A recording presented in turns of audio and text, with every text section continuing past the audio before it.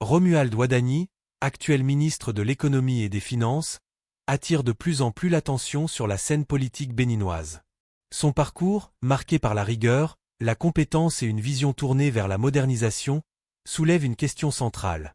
Ce profil technocratique et discipliné peut-il se transformer en leadership présidentiel efficace ? Entre espoir de changement et doute sur sa capacité à incarner la proximité avec le peuple, les débats s'intensifient. Mais au-delà des titres et des fonctions, une interrogation demeure. Romuald Wadhani sera-t-il le bon président dont les Béninois ont besoin ?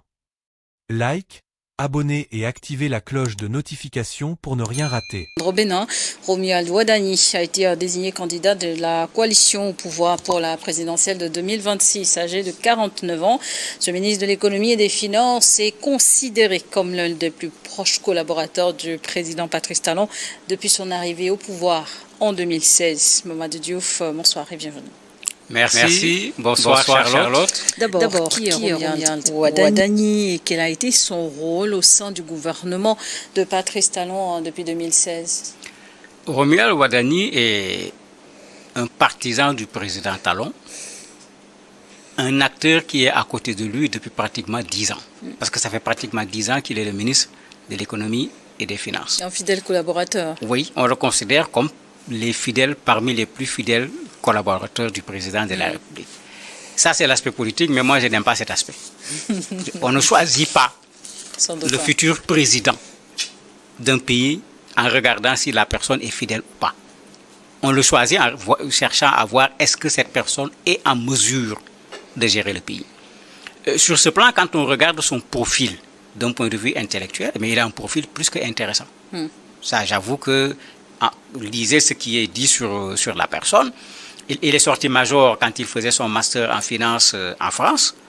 Dès qu'il l'a fait, les chasseurs de tête l'ont reconnu. On a commencé à s'approcher de lui, à vouloir travailler avec lui dans des organismes internationaux. Il a fait son expertise comptable à Harvard Business School. Ce n'est pas n'importe qui le fait. Dès qu'il est sorti, il a une énorme expérience, bien sûr en France d'abord, à Paris, à Lyon, à Boston, à New York, à Lubumbashi. Donc, quand on regarde le profil, quand on regarde le parcours de la personne, on est fier d'un Africain qui montre comment il est capable. N'oublions pas qu'il a été candidat à la présidence de la BAD. Et à la BAD, tout le monde a vu le profil des candidats. Il n'y avait pas à peu près là-bas. Donc, s'il a été candidat pour présider la BAD, ça montre que voilà un monsieur sur qui on doit pouvoir compter. Okay. Mais attention, ça c'est le profil. C'est une très bonne chose.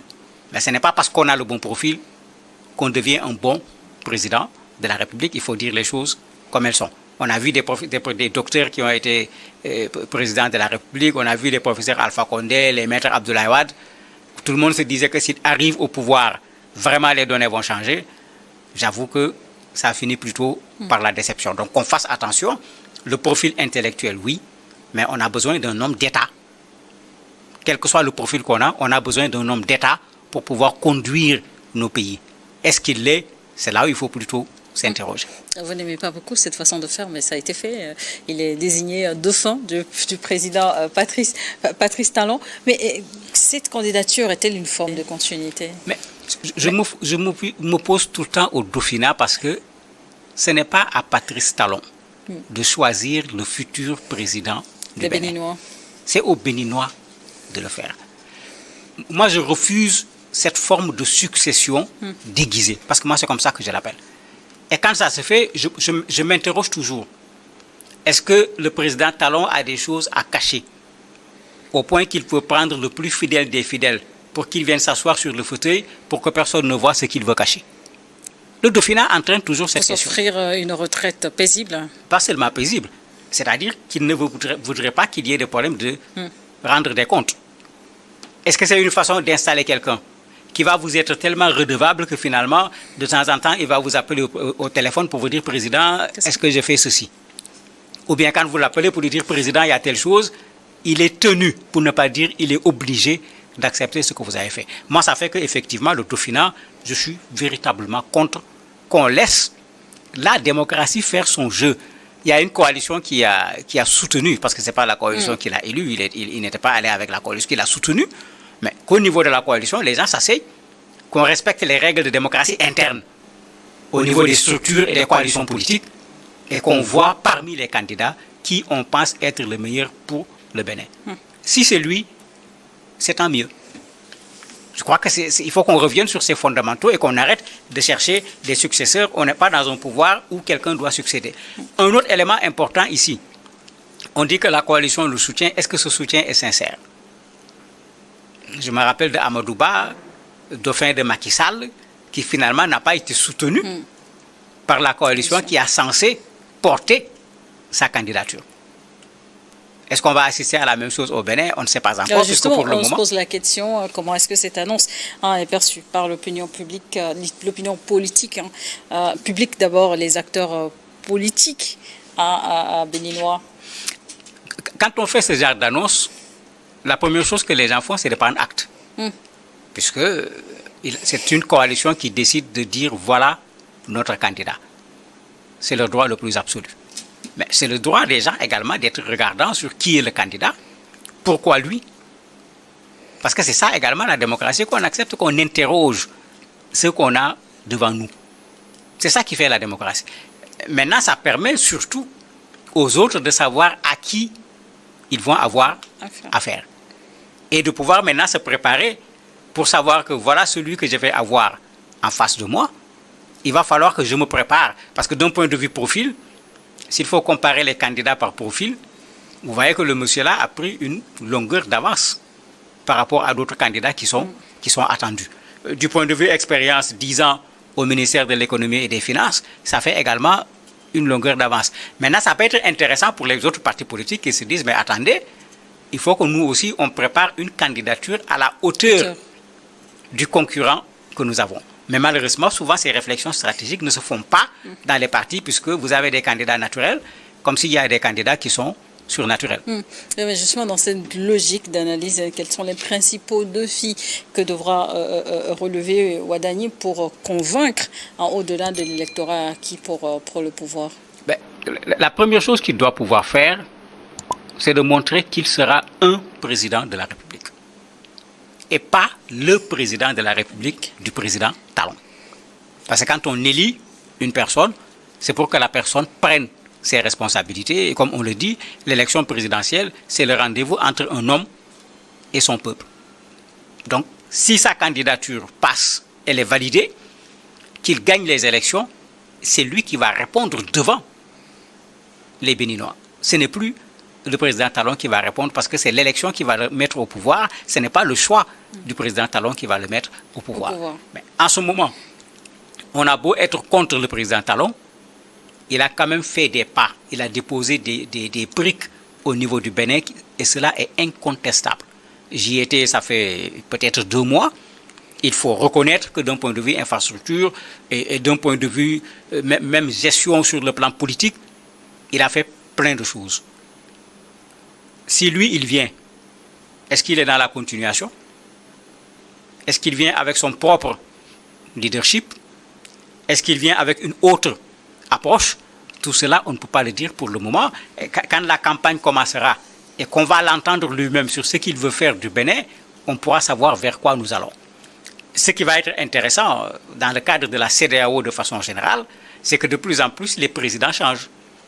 Ça pourrait permettre d'atténuer cette atmosphère de tension qui est une tension inutile entre nos pays, puisqu'il y aura un autre président qui sera au niveau du Bénin et on ne l'accusera certainement pas d'avoir participé aux sanctions contre les autres pays. Ça pourrait être intéressant au niveau de la CEDEAO. Au niveau du Bénin, ce qui serait intéressant, c'est qu'il y a un véritable technocrate qui est là.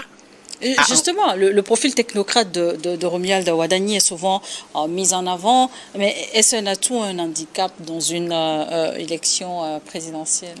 Ça va dépendre de comment la personne va se comporter. Talon a été tout autant technocrate que politique. Et ça a donné un résultat. Et c'est ça qu'il faut. Quand le technocrate tout court viendra, les policiers vont le rouler dans les politiciens plutôt vont le rouler dans la farine avant qu'ils ne s'en rendent compte, il sera tout blanc. Donc il faut également qu'il sache que le terrain politique, ce n'est pas ce terrain de la technocratie où vous jouez avec des chiffres, quand vous faites les calculs, ça donne un résultat qui est un résultat exact. En politique, 1 plus 1 ne donne pas toujours 2. Donc, sa technocratie, c'est une très bonne chose parce qu'on en a besoin. Le monde est devenu de plus en plus complexe, surtout sur les questions économiques, les questions géopolitiques, politiques et autres. On a besoin effectivement de quelqu'un qui sait comment le monde tourne, qu'est-ce qui se passe dans ce monde. Mais on a besoin de quelqu'un également qui sait ce que veut dire la gestion d'un État, de quelqu'un qui sait ce que veut dire l'arène politique, parce que sinon, il risque de commettre des erreurs qui vont lui être fatales dès son arrivée au pouvoir. Et on l'a vu parfois, les erreurs dès qu'on arrive parce que on n'avait pas été préparé comme chef d'État. Et comme on le dit, il n'y a pas d'école pour ça, c'est vrai. Mais on peut être préparé par le processus par lequel on aboutit là-bas. C'est plus une question de leadership. Tout à fait. Et face à lui, l'opposition semble encore fragmentée. Justement, dans le camp adverse, est-ce qu'il existe déjà à l'heure actuelle un véritable challenge? On ne peut pas parler véritablement de challenge parce que quand on regarde, on voit souvent l'ancien président intervenir. Yahya Boni, est-ce qu'il compte être candidat? Je ne le crois pas du tout. Pourquoi on le voit autant? Est-ce à dire qu'il n'y a pas au niveau de l'opposition quelqu'un qui est en mesure de porter l'opposition? Il y a Kémy Séba qui s'est proposé à un certain moment comme candidat, qui est allé voir certains partis pour leur demander de le porter comme candidat. Ça n'a pas encore donné de résultats véritablement. On verra également, parce que pour les autres partis, Talon a amené une chose au Bénin. Pour être candidat, il faut respecter le fisc. Il y a tout un ensemble de choses qu'il faut respecter, que moi je considère comme une très bonne chose. Il ne faut pas qu'on mélange les choses. N'importe qui a le droit d'être candidat. Mais quel que soit le candidat, il doit respecter les règles. Et dans le respect des règles, moi je suis d'accord avec lui, que ce soit quelqu'un qui paye les impôts, avant de venir imposer aux populations de payer des impôts. Que ce soit quelqu'un qu'on n'a pas attrapé pour de la corruption, des détournements de deniers publics ou je ne sais pas quoi. Parce qu'après celui-là, quand il va dire qu'il va lutter contre la corruption, ce n'est même pas la peine de croire à ce qu'il va dire. Bien sûr, on l'a interprété comme une façon politique d'empêcher à des gens d'être candidats. Moi, je ne partage pas cet avis. Pour le Bénin ou comme pour tous nos autres pays, pour moi, l'enquête de moralité doit être quelque chose d'extrêmement important quand il faut choisir celui qui va diriger un pays. Parce qu'après les compétences, après le statut d'homme d'État, si de ce côté moral, il n'y a absolument rien, on ne verra même pas à quoi ces compétences ont servi pour un État. Le Bénin a connu des critiques sur l'état de sa démocratie ces dernières années. Cette élection de 2026 pourrait-elle changer la donne? Est-ce qu'elle va changer la donne? Je ne peux pas dire oui, je ne peux pas dire non. Mais ça sera une occasion pour qu'on renforce davantage la démocratie au niveau du Bénin. Parce que la démocratie n'est pas un état de fait où on vient dire la démocratie, elle est là, elle est terminée. Non. Les donnes changent. Et puisque les donnes changent, il va falloir qu'on en tienne compte. Pour donner un exemple, Patrice Talon n'est pas arrivé au pouvoir comme leader d'un parti politique. Candidat indépendant. Tout à fait. Ce n'était pas ce qu'on voyait habituellement. On est toujours dans la démocratie, mais avec une donne qui est là, qui est une donne nouvelle. Le ministre, pour le moment, je ne suis pas encore au rang du parti auquel il a milité en tant que membre de parti. Est-ce que c'est un talon bis en termes de candidature plutôt indépendante portée par des partis cette fois, ce qui n'était pas le cas avec Talon? On s'interroge. Mais c'est dans ça, effectivement, que la démocratie béninoise doit faire des pas en avant. Ce qui n'est pas admissible, c'est qu'un pays aille jusqu'à un certain niveau d'un point de vue démocratique et qu'en face d'élections, qu'on assiste non pas à des pas en avant, mais à des pas en arrière, en empêchant à des gens d'être candidats, en empêchant à des gens de pouvoir tenir le rassemblement, en empêchant à des gens de pouvoir faire ceci ou cela, et tout ça en le cachant derrière une judiciarisation de la scène politique pour empêcher à des candidats qui pourraient être gênants de pouvoir faire leur travail en tant qu'opposants. J'espère que le Bénin nous a déjà habitués quand même à un certain niveau en matière de démocratie. N'oublions pas que ce sont les inventeurs de la conférence nationale. Nous espérons qu'ils nous apporteront encore un nouveau élément en termes démocratiques qui ne va pas servir au Bénin seulement, mais qui pourra servir aux autres pays africains.